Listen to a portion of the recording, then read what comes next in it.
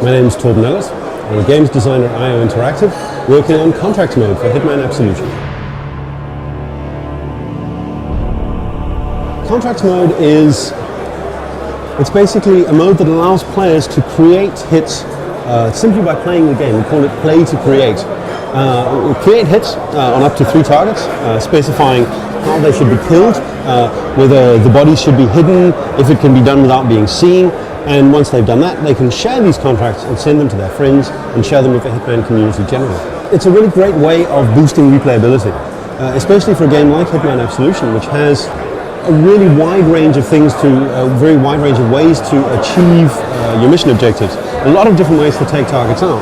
And by allowing players to essentially define who the target is, and we had this axiom during development, which was, what happens to this level if anyone is a target? The initial idea actually came from what our fans were doing with Hitman Blood Money, because what they were doing was they were taking video captures of all kinds of weird and wonderful kills, 100 ways to kill a clown, that sort of thing, and sticking them on YouTube and writing what score they'd gotten in the comments, and then telling their mates to go in and see if they could do better.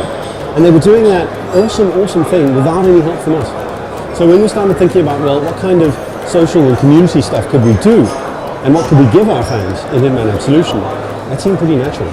The way you create a contract is basically by choosing an area of the game, and then going through it, and when you're looking at a character, pressing a button on your keyboard or on your controller, that marks this person as a target. You can have up to 3. And then the way you kill them and how you go about it becomes the contract. So if you can pull it off without being seen, then that becomes part of the contract. If you hide the bodies, if you take them all out while in a chicken suit with a machine gun and hide all the bodies and are not seen, that becomes the contract. So you play to create. There's no editor. Once you've decided that the contract looks the way you want, you've given it a title and a description, maybe adding in a little hint or a little bit of fiction to it, you basically just press a button and it's saved to the server. You can immediately create a competition, invite your friends, say how long the competition should run for, and even say whether your friends should be allowed to invite their friends. So something that started off as a challenge between you and me could mushroom if the contract's awesome enough. We have this idea called the featured contract, and in the story mode of the game, on certain levels, we actually pull out a featured contract and suggest it to players as something that they might like to play.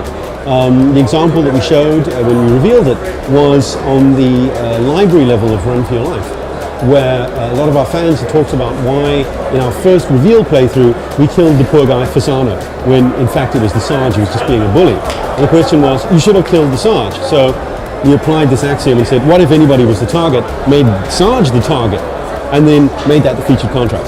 So some featured contracts will be done by us, but almost certainly we'll take really neat stuff that the community's come up with and feature that as well.